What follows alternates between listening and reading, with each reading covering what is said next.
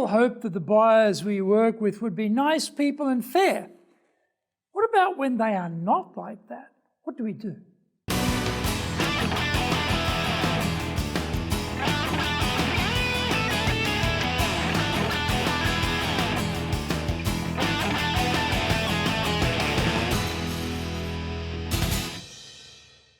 Welcome back to this weekly edition, every Friday, of the Japan Business Mastery Show. I'm your host, Dr. Greg Story, your corporate coaching and training guy, president of Dale, Carnegie Training Japan, and best-selling author of 2 books, Japan Sales Mastery and Japan Business Mastery. We are bringing the show to you from our studio in the High Performance Center here in Akasaka, in Minato-ku. This is the very business center of Tokyo. This is episode number 44, and we are talking about seriously nasty buyers.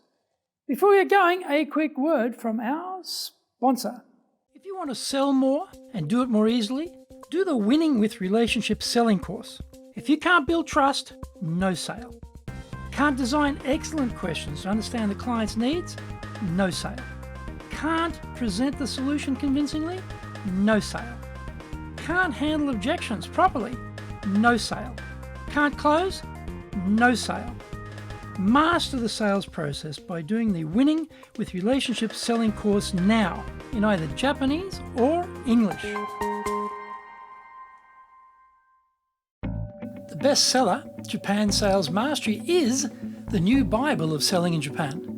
To sell to Japanese buyers, you need to create long-term partner-level trust, fully understand Japanese buyers' real needs, convince buyers with your solutions, overcome their hesitation, fear, and doubt, know how to ask for the order, ensure repeat orders. This book is the product of 30 plus years in the trenches selling in Japan. Order Japan Sales Mastery now.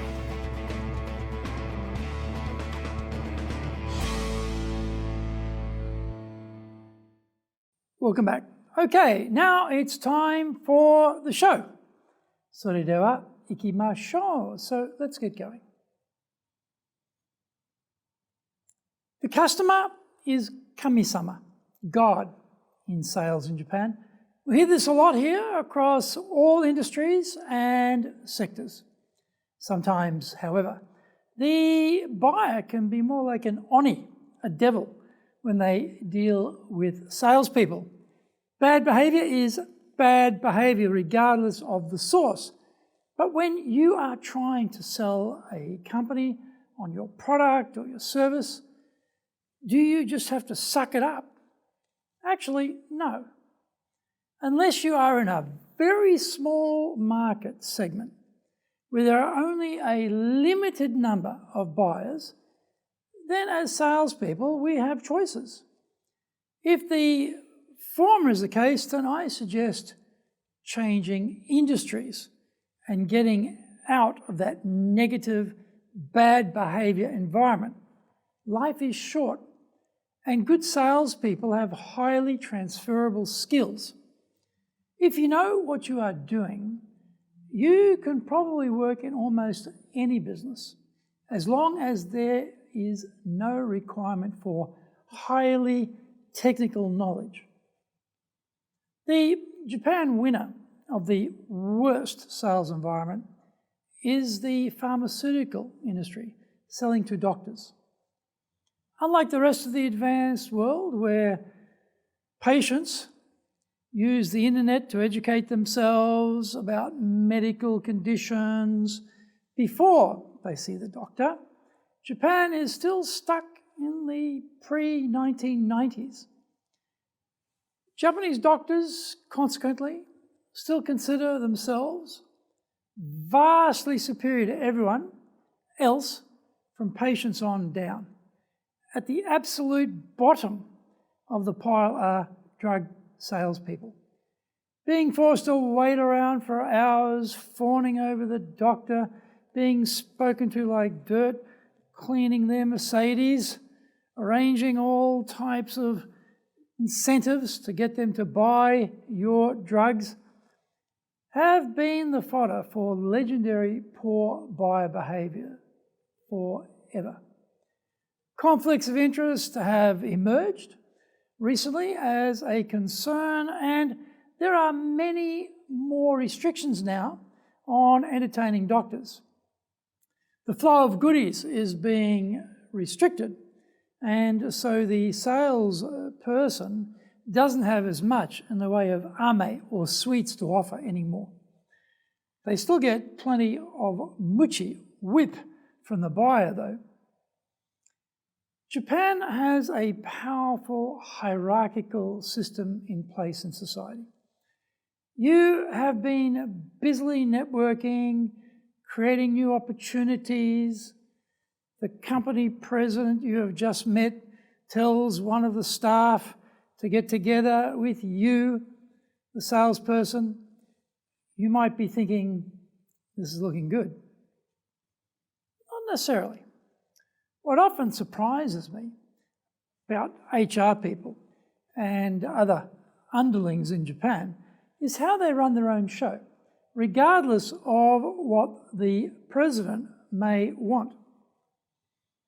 Recently, I had lunch with a multinational company president here running the Japan operation. The president is dynamic, articulate, and a great presenter. After the lunch, as promised, the president sent an email to the HR person instructing them to get together with me to discuss training for their company. I follow up with the HR person many, many times, but never get an answer. It's been obvious. They do not care what the president said. They have their own views on how to run the training, and we are not going to fit into that plan. On another occasion, I had met the Japanese president at a networking event, followed up, got a meeting, and in the process, he introduced me to the HR people. In the meeting, the president suggested they take a look at what we offer. Many, many emails and attempted contacts later, no response from the HR team for follow-up meetings. Going back and telling the president who introduced you that, in fact, they have no power within their own organisation is a bit of a delicate conversation. Even if you raise it, you've just said that the emperor has no clothes. They do not thank you for pointing out their underlings are in rebellion and they themselves are impotent. I'm still working on a solution for this contradiction. Another annoying activity is being asked to spend time to put together a proposal and quote on a product or service, but there is absolutely no intention to buy from you. This is often driven by internal compliance regulations that require 3 quotes. They have already secretly selected the provider, and your job is to provide the paperwork to make sure that that happens, and the compliance box is ticked. We were contacted by a large company recently asking for a proposal on a particular piece of work. Efforts to meet the client, to discuss the needs, etc., were rebuffed because they said they were too busy. Just send the proposal. It'll be fine. This is a tricky one because you don't know if you are the patsy here or if in fact they are so very busy. That is why they need your help. To test the system in these specific doubtful and dubious cases, I never follow up from my side after sending over the proposal. I know, this sounds like a very bad sales effort on my part and I should be fired, but It is a technique to reveal who we are dealing with. Are they time wasters or are they genuine buyers? If they are really interested, then they'll get back to me with either more questions or an order. If stony silence is all we get, we know we have been royally used to assist a competitor's sales effort. That is a double ouch right there, isn't it? It's not always black and white, though.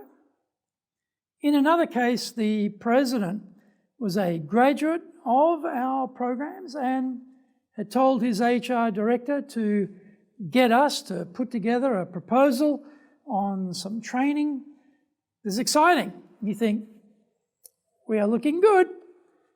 The president knows the quality and the results from first-hand experience and has the authority to make this decision, make it happen, or so it seems. In this example, I actually get to meet the HR people and their internal client.